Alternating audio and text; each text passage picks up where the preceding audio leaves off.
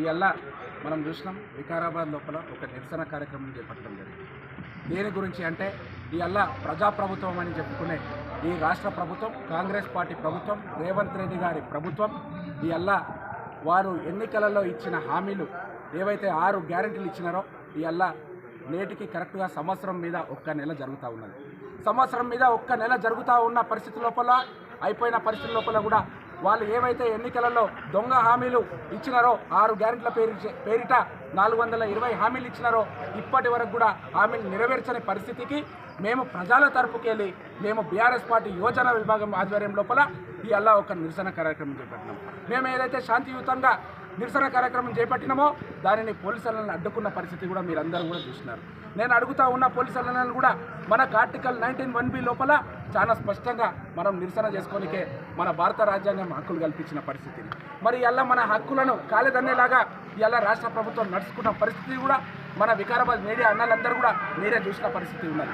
నేను ఇలా ఒక్కటి అడుగుతా ఉన్నా, ఈ రాష్ట్ర ప్రభుత్వాన్ని మరి సంవత్సరం మీద ఒక్క నెల అయ్యింది కదా, మీరు ఆ రోజు 6 గ్యారెంటీలు ఇచ్చిర్రు.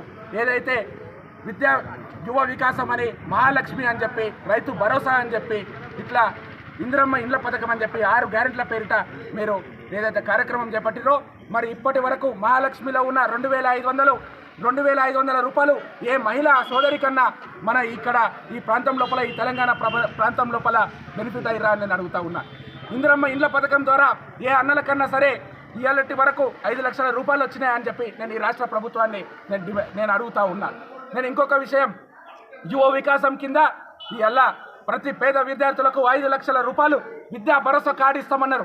మరి ఇవాళటి వరకు ఈ తెలంగాణ రాష్ట్రం లోపల ఈ ఎక్కడనన్నా ఏ విద్యార్థినుల కన్నా 5 లక్షల రూపాయలు వచ్చినాయని నేను అడుగుతా ఉన్నా.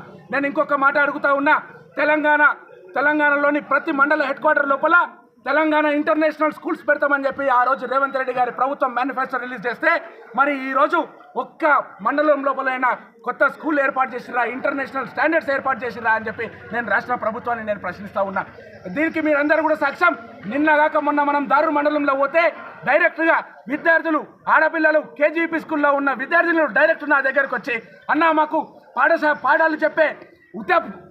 పాఠాలు చెప్పే టీచర్లు లేరు, మేము మరి రేపు పొద్దున ఎట్లా బోర్డ్ ఎగ్జామ్స్ రాయాలన్నా అని చెప్పి వాళ్ళే డైరెక్ట్ అడిగారు.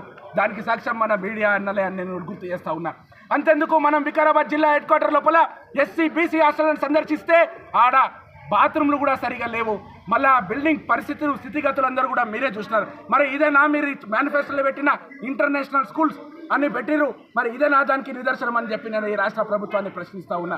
నేను ఇంకొక విషయం, ఈ రాష్ట్ర ప్రభుత్వానికి, ఈ వికారాబాద్ జిల్లా నాయకులకు, అదేవిధంగా ఈ వికారాబాద్లో స్థానికంగా గెలిచిన, ఈ జిల్లాలో గెలిచిన ఎమ్మెల్యేలకు అందరికీ కూడా నేను సూటి ప్రశ్న వేస్తూ ఉన్నా.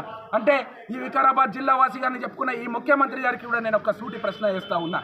అన్నా, నేను ఒక్క సూటి ప్రశ్న, అది ఏంటంటే ఏదైతే ఈ సంవత్సరం రోజులు దానిపైన ఒక్క నెల జరిగిందో, సాక్షాత్తు వికారాబాద్ జిల్లా పార్టీ అధ్యక్షుడు రామ్మోహన్ రెడ్డి గారు ఒక ప్రెస్ మీట్ పెట్టారు. ఈ వికారాబాద్ జిల్లాను అభివృద్ధి చేయనికే 190 జీవో కింద ఉడా అని చెప్పి క్రియేట్ చేసినాం, ఉడా అని చెప్పి ప్రకటించినాం, వికారాబాద్ అర్బన్ డెవలప్మెంట్ అథారిటీ అని చెప్పి ప్రకటించినాం. దాని ద్వారా ఈ వికారాబాద్ జిల్లాలో ఉన్న 4 మున్సిపాలిటీలు, కొడంగల్, వికారాబాద్, పరిగి, ఇట్లా 4 మున్సిపాలిటీలు ఉంటే ఈ 4 మున్సిపాలిటీలను కూడా అభివృద్ధి చేస్తామన్నారు. అదేవిధంగా ఈ వికారాబాద్ జిల్లా లోపల ఉన్న గ్రామ పంచాయతీలు 493 గ్రామాలను అభివృద్ధి చేస్తాం ఈ ఉడా కింద అని చెప్పారు. మరి నేను సూటిగా అడుగుతా ఉన్నా, ఈ జిల్లావాసిగా చెప్పుకున్న ముఖ్యమంత్రి గారిని అడుగుతున్నా, ఈ జిల్లా పార్టీ అధ్యక్షుడు రామ్మోహన్ రెడ్డి గారిని అడుగుతున్నా, అదేవిధంగా ఇక్కడ స్థానికంగా గెలిచిన ఎమ్మెల్యేలను నేను సూటిగా ప్రశ్న చేస్తా ఉన్నా.